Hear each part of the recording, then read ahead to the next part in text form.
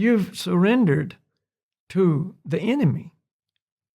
And therefore you get more and more depraved. I mean, you start out looking at if you just look at television now, any sitcoms or anything else, that's light pornography. I mean, the stuff that's on television now, just everyday mainstream housewife looking at home television would be, in the time when I grew up, hardcore pornography that wouldn't be allowed in any way, shape, or form. So you start with wherever you start, and it just agitates it. And then you go a little further, and then that's never enough. See, lust is never satisfied. It only swells like the tide.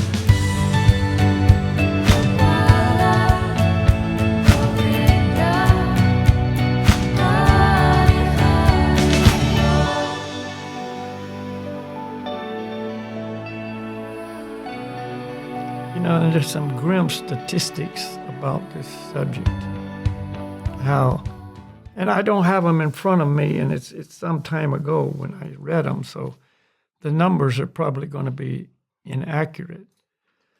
So I'll just generalize it and say a large percentage of girls at 9 years old have already been exposed to hardcore pornography.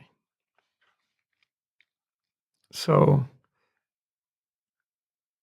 a large percentage. I'm not going to say the majority, and I don't remember the percent, but it was a shocking percent.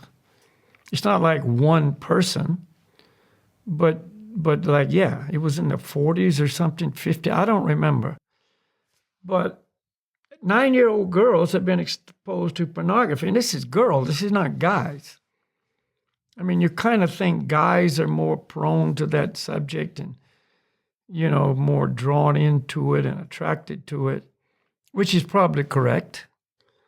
But when you talk about girls at that young age being involved in this, you can see what the future is going to be. Because it's a drug. It's just another drug. It's an addictive, and it's more addictive than what we normally consider drugs. And let's go into the why of the addiction and the very difficult task of overcoming it. And it's quite easy to understand if you accept the true teaching. And the true teaching is we are spirit soul, right? We've already discussed that probably every podcast. And we're spiritual beings. And our real, true nature, uncontaminated, unpolluted nature, is we are controlled by love. That's the pure condition of the soul. In the spiritual world, the controlling force is love, which is the most wonderful condition of all. When a person is controlled by and acting under the influence of love, then their life is perfect. And I'm not talking about love we know. I'm talking about pure, divine, spiritual love. But when the soul comes into the material world, it becomes contaminated by the perverted reflection of love, which is lust. Lust is the upside-down version of love. That means it has the opposite effect, the opposite influence, and the opposite result. So that's why it's described in Bhagavad Gita that lust is the all-devouring sinful enemy of the world. If you want to have one force that will destroy your life more than any other possibility, it's lust. And all the other destroying factors in life, mean destroy your consciousness, your happiness, your outlook on life, your ability to truly love, et cetera, et cetera. They're all coming from the source of lust. That's where they come from, whether it's greed for money, whether it's greed for power, whether it's the anger and the envy and the jealousy.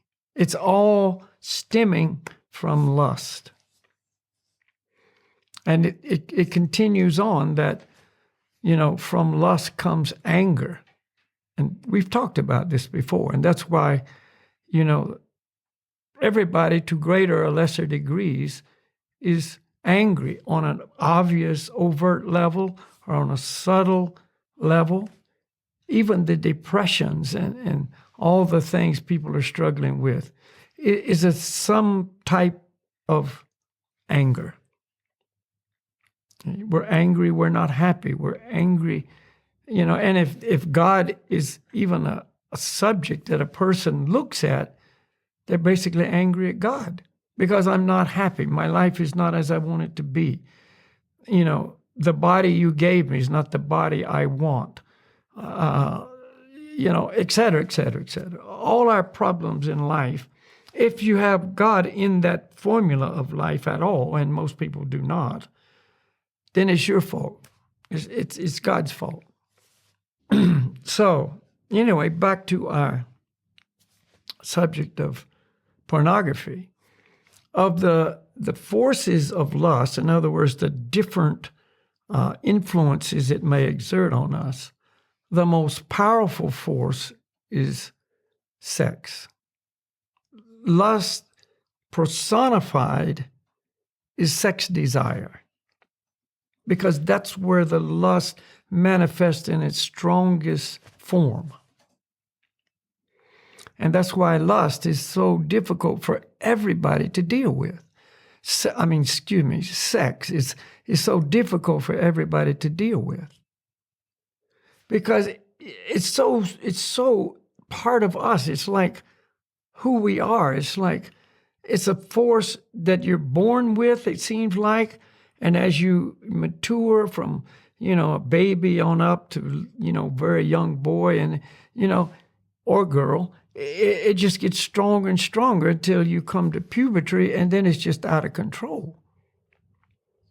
And maybe you somehow avoided intoxication from, alcohol and the various drugs on the market today. And, maybe you've avoided a lot of the pitfalls, but that one is something everybody's struggling with. See, and it's so encompassing. It's just not like a choice almost. It's like it's automatically there. It's just a biological reality. It's natural. So why try to suppress it, or why try to not do whatever that demands? And of course, we know the ultimate culmination is in intercourse. And that's why at a very young age, kids are starting to look, at the opposite sex in a different way. They're not just, a girl or a boy. They are, now a whole different object of attraction and pleasure. And you're looking at the body and different parts of the body and the developing of the body and yours and theirs and so on as a very, very huge object of interest. It's not just a casual thing. It's like a magnet. So that's built in. And therefore, that's why Scripture is telling people, whether you study one, teaching or another teaching, it's all promoting, controlling that, and minimizing that influence. Try to downplay it, try to dress in a certain way, try to minimize the male-female contacts or whatever, to don't light that fire kind of thing. Don't agitate that kind of keep it at bay, just minimize it as much as possible, And so, that's why, like I grew up in a Christian world, and, it was told not only is this wrong, I mean, it's a sin or whatever, however, that's the way it was presented to us, but also kind of keep some distance from that subject and, don't expose your senses to it unnecessarily and, downplay it and et cetera, et cetera. That's why we had separated sport teams, the guys and the girls, and the locker rooms and the association in various settings was kind of controlled, to kind of keep that fire, from springing up. But, of course, there was always the desire to minimize those rules and, it's not so important or it's natural and, et cetera, et cetera. But the standard was there. Let's say it like that. Whether you followed the standard, et cetera, it wasn't just openly said, yeah, it's okay.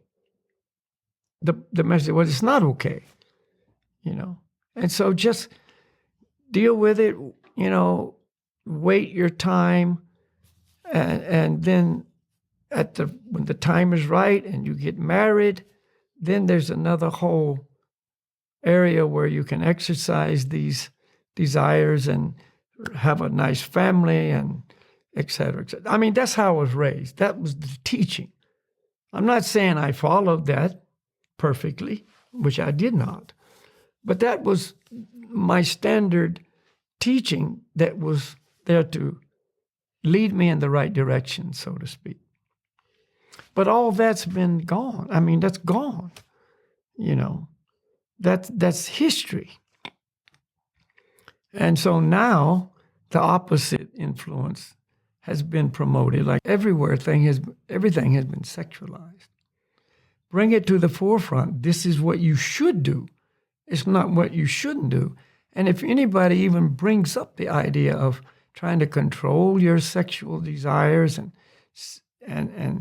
minimize the activities that promote it, they're seen as the enemy. They're backward. They're not progressive. They're making it so people can't develop as they should. And all those things you're promoting are hang-ups that will certainly psychically damage people, and they'll just be damaged for life if you try to promote that. And what they fail to add to that philosophy is that you have to replace it with something that's of a higher nature, that gives you a higher taste or gives you some real desire to control it. Not just keep it under the lid and until it just bursts out, but actually replace it with spiritual happiness, spiritual taste, and spiritual understanding of what is good for me in my life spiritually. So this gives a person another whole idea about the subject. It's not just a goody-goody philosophy. Oh, be good and don't do that, but actually coming to understand this is more healthy for me. And if you're actually engaging in spiritual activities that are giving you a higher taste, then you can say, well, yeah, that has a certain taste, but it's not the taste that's really fulfilling me. It's just agitating me. It's just causing me a lot of pain and struggle. And, and the result of all of that is certainly not making anybody happy. And look at all the problems I have gotten into maybe, or could get into by just do what you want to do. If it feels good, do it. I mean, look at the impact on on a person's life. If they're very active in this department, you got STDs. You know what that is? Sexually transmitted diseases. I mean, they're all over the place, and ones that weren't even kind of known before are now common. So you got to deal with that, and all the unwanted pregnancies and the anxiety. Oh my God, is she pregnant or not? Or I didn't take any precautions, and now I'm waiting for those number of days and see if there is pregnancy or not. On both sides, the guy and the girl. And then there is pregnancy. Oh my God, now what are we going to do? So now we got to enter into the solutions to that problem. Have the kid, go somewhere, put it up for adoption, or, just come together. We're not really wanting to be together on the real long-term level, but maybe we should do that. Or, now the common thing is just have an abortion. The morning after pill. I mean, the science community has created a lot of options here.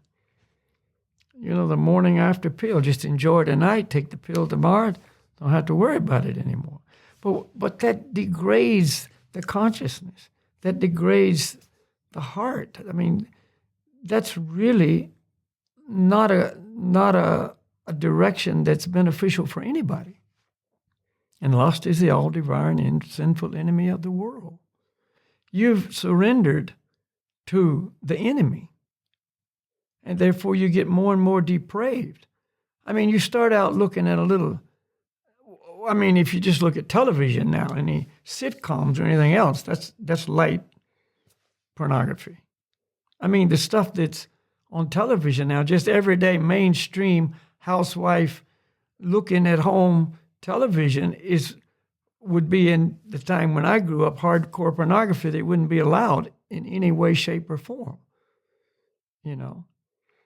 So you start with wherever you start, and it just agitates it. It agitates it. And then you go a little further, and then that's never enough. See, lust is never satisfied. It only swells like the tide. You can't satisfy it. It just demands more.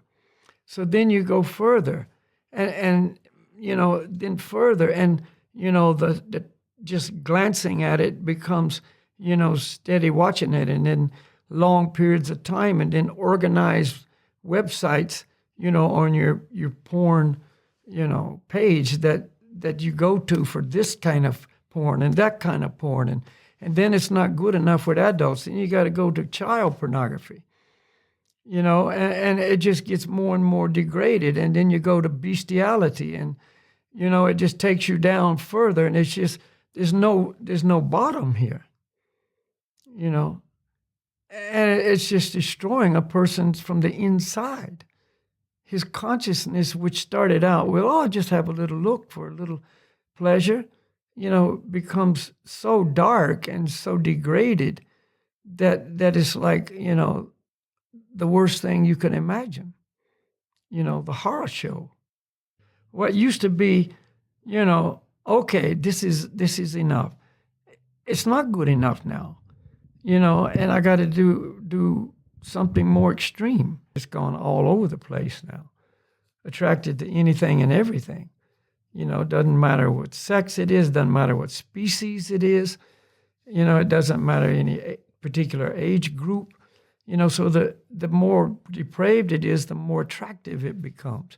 So the real standard stuff, that's boring. I mean, that's like old school. That's like, it doesn't hold any attraction anymore. We got to get some new stimulation. We got get some, more depraved, action. And then that's not good enough. And it's just like, where does it end? It doesn't end. And so your friend who you said was struggling with a porn addiction, at least he recognizes it's not okay. He's struggling with it because he thinks, well, I shouldn't be doing this. I mean, he's in an elite group. He's actually realized something there that most people would say, well, you're weird, you just got a hang up. The majority of people don't think it's not okay. They think it's not okay for anybody to try to restrict it, to think it's not okay, to struggle with it, and any laws or any, media outlets or anything that tries to stop it or restrict it or limit it should be done away with, and just let the river run. And so your friend is at least in an advantageous position to even deal with it. I mean, just like drug addiction, until a person is trying to quit, I don't care how many rehab clinics he goes to, if he doesn't want to quit, it's just a waste of time and money because he has no desire to be rehabbed. He's sitting in the rehab center waiting when he can get out and go get some more alcohol or drugs or whatever his addiction may be. He hasn't come to that point, And if you look at most of the people who have recovered from porn addiction or alcohol or drugs of various types of, they had to bring God into their life to give them the strength to be able to do it. They couldn't just, in their own mind, decide one day, okay, I'm not going to deal with this anymore. I'm going to somehow solve this problem. Because they can't. They have to bring in a higher power. So the most successful rehab program on the planet is the, Alcoholics Anonymous, Narcotics Anonymous. Now they probably got a Pornography Anonymous, I don't know. But the point is they have to surrender to a higher power. And that's one of the steps in the 12-step program. Because there is where they will receive enough strength from within and enough desire to get out of this addiction to be able to be successful. And I think we've talked about that in previous podcasts, but it comes back to that. There's a lot of money in that industry. And wherever there's money, there's going to be the huge potential for corruption. And money makes you blind to the damage that's being done and the exploitation that's being done to other people. You don't care. I mean, 100,000 people died of fentanyl or however you pronounce it, in the United States last year. Well, you think the drug dealers that are bringing that stuff in care about that? I mean, they could care less. They know that what they're bringing into America, is going to kill a lot of people, but they don't care. Because their monies their pockets are full of money. And so this is the next generation here, whatever generation we're talking about. And it's going to just be, on that level of consciousness. And then the next generation, if it continues, will be worse and worse. We're going to talk about that, I think, in the future, about where this all leads to in the long term. And, my generation was far from that, and now, however many generations later, there's a few. Each one has, just been more open, more easy with this, more okay with this. And now we got things happening that you couldn't even dream about previously. And like I said, you have to turn to the Supreme. You have to, if you're going to be successful. And that's what we're promoting. That's what we're offering. That's what, we as individuals have done. And it's not like there's no desire going to be there. Some people, think, oh, well, that's going to make it so I have no desire. No, it's not. Doesn't mean like that. Bhagavad Gita, the Lord clearly states that desires are like, incessant rivers that run into the ocean. We have a stream, a steady stream of desire, but you see it from a different angle. You're not a victim of it. You don't, embrace it and think, oh, well, this is where my happiness lies. It's not the truth. And it's going, and where that takes you. You know what the result of that is. And you make a choice. No, I don't need to do that.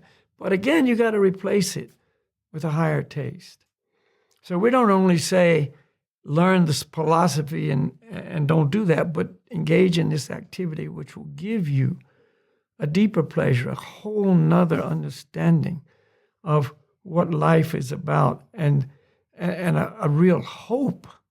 There's a joy here, a real bright light, something that's going to take you, the spirit soul, to where you can be truly happy and truly satisfied. And you experience that. It's not just a teaching. It's an actual realization gradually. And so it becomes more and more easy to not do those things, that the desire may still be there. You go, man, I'm not going to do that. Anybody that's become a vegetarian understands that the desire for eating meat may occur sometime, especially in the beginning, but you just say, I'm not going to do that. It's not good for me. It's not my body, my mind, the animals, the environment. I'm not going to support that industry. More compassion occurs and so on. And you just don't do it, because you've got a higher understanding. Like you had this realization, I'm supporting this industry and it's a lot of exploitation and I don't want to be involved in it. That's a higher understanding. And with that comes more determination. But you continued on and actually began to taste something that replaced it, So we have to start where we have to start. So your friend is struggling with it, then he needs to add that which brings true health for the consciousness, the heart, the mind. See? So a spiritually healthy person is strong. I mean, like in physical health, if you're healthy, you're strong. And if you're diseased, you're weak. So if your friend can, accept that he needs to do something active to take him away from that, not just sit there and struggle with not doing it every day. I mean, it's all just a click away, right? And you've been there, you know how easy it is. And so just, okay, I'm not going to do it. It's like an alcoholic going to the bar, and you don't go to the bar, You got to do something else, though, other than just not go to the bar. You got to have a higher taste, a better life. Association, so important. See, that's like a guy going to the doctor, and the doctor says, okay, you got cancer. And if you want to cure it, this is what you got to do. You got to take this medication, whatever it is. This chemo treatment, whatever. There's all kinds of ideas on that subject. And he goes, okay, I'll take chemo today because I feel like it. But nobody feels like that. I mean, chemo is not something that feels good. I never talked to anybody who said, boy, that was cool. I really liked that chemo. I felt so good afterward. I mean, the puking and hair falls out and whatever. But why do they keep doing it? Because the idea is, I don't want to do it. I hate this thing, but it'll cure my cancer. I mean, this is the theory. It very seldom really does that, but, that's another point. But why do they go through all that intense pain and suffering and, hair loss and everything falls off and they lose weight? And because they might get cured. Well, what we're saying will cure you. It's not just like I like to chant today, so it will, but tomorrow I don't, so I won't. because that's a guy that's still just doing what he feels like doing. He's not really looking for a cure. He just wants to do what he wants to do. And now he doesn't want to do for not pornography, but he's addicted. So how does he struggle with that? We give him the solution. Well, I don't chant all the time. Meaning he doesn't really believe what the teaching is. He's not really convinced yet. He's not really convinced that this is a better life. So he's still under the influence of that addiction and will be until he makes that decision. It is his choice. But if he asks you the question, you got to give him the true answer, which you do, I'm sure. And one time, this is a story on a completely different level, but years ago, we had a community. Our spiritual master was living there. It was an ashram type setting, and this couple came, and they, were interested. They stayed. They became part of the community, and so on. And so one day, the boy was struggling with some issues. I don't know exactly what issues, but internal stuff, whatever it was. And so he went to our spiritual master and asked him if he could talk to him. And he said, sure, yes. So they had a meeting, and this person started just telling our spiritual master his problem. And my spiritual master stopped him and said, wait a minute. Are you chanting your beads? This is one of our meditations that we do, chanting mantras on beads. It's called japa meditation. He said, are you chanting your japa meditation as I prescribed to you? He had given him some specific instruction to do a certain number of rounds on his japa beads every day, etc. And so this boy said, no, I'm not. He said, well, don't waste my time. You're just wasting my time. I gave you what to do to solve your problems. You don't do it, then what am I supposed to do? You're just wasting my time. And it's kind of like that, If you do what is prescribed to solve the problem and you don't do it, then who's to blame here? So it's got to be like that on an individual basis. One time, someone was speaking to our spiritual master and was describing, this kind of a situation with somebody they knew. And they said, and so why don't they want to take to this process? Why don't they want to do what is so easy to do? And he said, because they haven't suffered enough. They still think, oh, the world's got all these things to offer me, and, so they haven't suffered enough to realize, okay, I need some help. A lot of times you don't go to the dentist until the pain really hits. Right? Maybe you got a cavity, or maybe you probably got some cavity. Hadn't been to the dentist in a long time, but you don't go, it's all right, nothing's happening. But then you get that toothache, and there's no denying the problem. You start suffering, you go to the dentist. So, you got to understand it's got to be some intelligence exercised in the process of life for it to be in any way successful.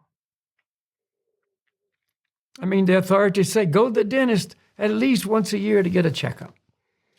Some of them say 6 months, But you don't do it. That's the intelligent thing to do. Prevention's worth an ounce of prevention is worth a pound of cure. Or as you guys would say, a gram of prevention is worth a kilo of cure. You know? But the point is, we're not intelligent. We don't exercise intelligence. We're actually very stupid. We actually exercise the opposite. Just following our impulses of material desires of sense gratification is not intelligent. There's no intelligence involved in that. But that's what we do because we're not intelligent. But if you take to this process and you apply it as prescribed, one thing that happens is you gain intelligence. Maybe not very much in the beginning, but you gain more intelligence and more intelligence. You know, and intelligence is the opposite of stupidity. With no intelligence, you do stupid things. With intelligence, you avoid doing stupid things. No matter what the desire is. Yeah, I'd like to do that, but intelligence says, but that's stupid. Okay, I'm not going to do it. But if you got no intelligence, I want to do that, you do it. And so again, if you just take this simple formula of chanting these mantras, and especially in association with other people who are like-minded and doing it with conviction, then you will gain intelligence. You will gain some completely different experience in life that makes you see, that was stupid. This is stupid. I'm not going to do this. And it might be a struggle. It's hard. Like you're addicted. That's a very powerful force. Lust is not some weak little thing that you can just overcome, with a few simple words. It's a very, very powerful force. But there's another force more powerful, and that's the force of love. Love trumps lust every time. So, where does that love come? Supreme Lord. What is contained in the mantras? The Lord's love. It's there. It's available for anybody and everybody. All we have to do is accept it. Well, I was just at the dentist last Saturday and a week before. But, I had a problem, and I went before. I didn't have pain. I didn't go because of pain. I just knew I got a problem. My tongue told me that. I can feel something. And so I, went and, I had a problem. Even the guy that goes into the mountains, all the time and skis and hikes and camps and, many of those people are addicted to that. That's mode of goodness. It's very, and it's almost worse because it's hard to see that that's not the ultimate best way to live your life. Do that, but add the spiritual aspect to it. Just don't think this is my meditation. This is, enough for me. Because you're going to get old. You're going to die. There's going to be a time when you can't do that anymore. And even if it never occurs, you can do it till the end, and the end comes quite quickly for some of these guys. It's still not going to take you away from the material world. It's going to keep you in the material world. This is what people fail to understand, to see. It's so hard to convince people of the ultimate goal in life. And we don't have time to go there now, but, but what, that mode of goodness lifestyle is a lot better, I can tell you that. It's a lot better than the mode of passion and completely controlled with pornography and intoxications and illicit everything and, so, there's different degrees of all of this. you know. So we're always, we've all been there. I mean, certainly we've been there. You know. And we may still be dealing with that subject, to greater or lesser degrees. It's not, it doesn't just disappear,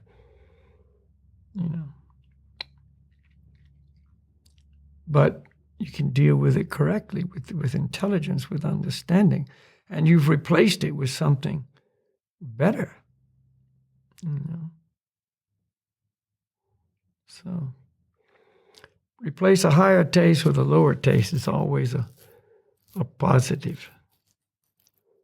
And we've all done that. In whatever we're doing, we've all done that.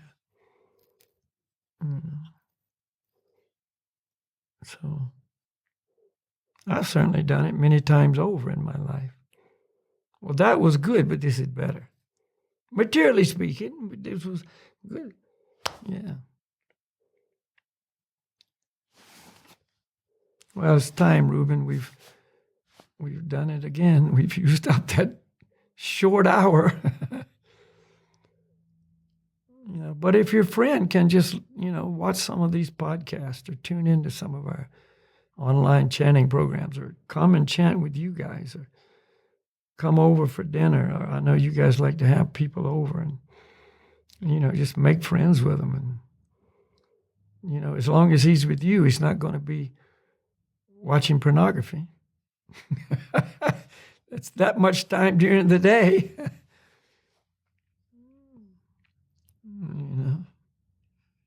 So, association and gradual. We're not telling anybody they got to do anything, but we're offering better options in life.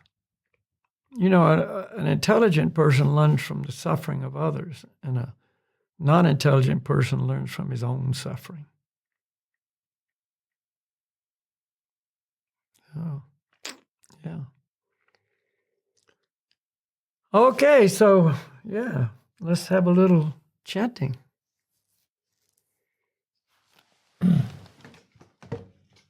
The magic mantras.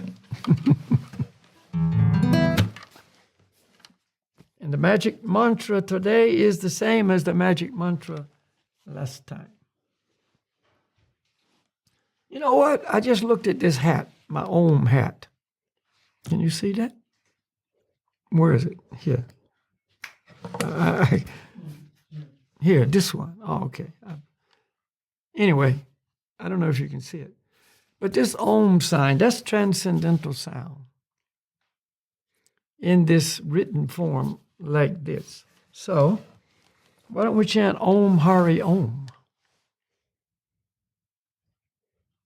Om Hari Om. Very easy mantra. Everybody knows the mantra Om. Almost everybody, not everybody for sure. But probably our viewers do. And, Hari is one of the names of the Lord. And so Om Hari Om.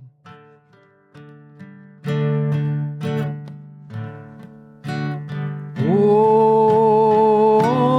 Hari Om.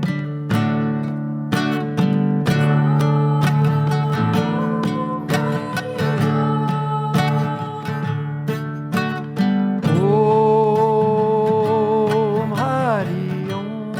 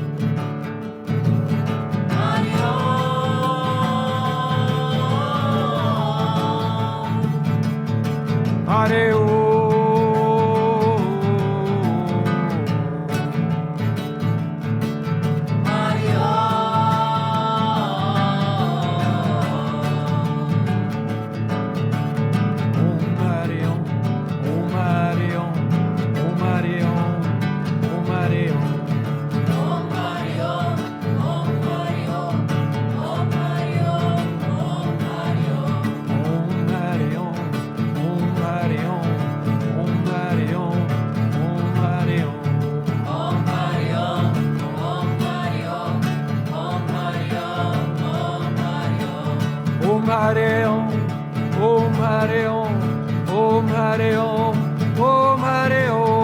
Om Hare Om, Om Hare Om, Om Hare Om, Om Hare Om. Hare Om. Hare Om. Hare Om.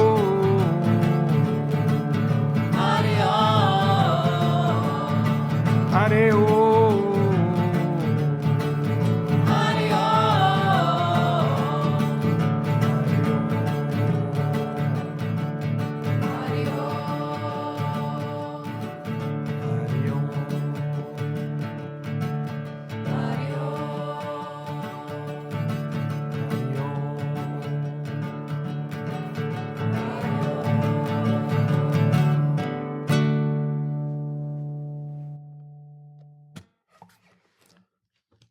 Hare Om Hare Om. It's a nice little mantra. Yeah. Om Hare Om. All right, everybody. Thank you for tuning in. Thank you for joining. Thank you for chatting with us. Yeah. Anybody that will accept it, thank you. Anybody who won't now, maybe later. You know, it's a fact. I just thought of this. You know, whatever goes in is in there. Like you watch pornography, for instance. It goes in, it's still in there. And 20 years, 40 years, 50, 80 years later, it's still in there. It may be way down in the back somewhere, but it's in there. And who knows when it's going to come up. In the same way, whatever we say, if you're hearing it, it's in there. And we don't know, you don't know, I don't know when it might be relevant and come up. And there it is. Wow. See? So there's no loss here. There is no loss. You can't unhear it. Yeah. So, Om Hare Om, it's in there somewhere now. All right. Once again, thank everybody. We thank Slava here for his technical expertise, our Chintamani team for their vocals. Namaste Haribol.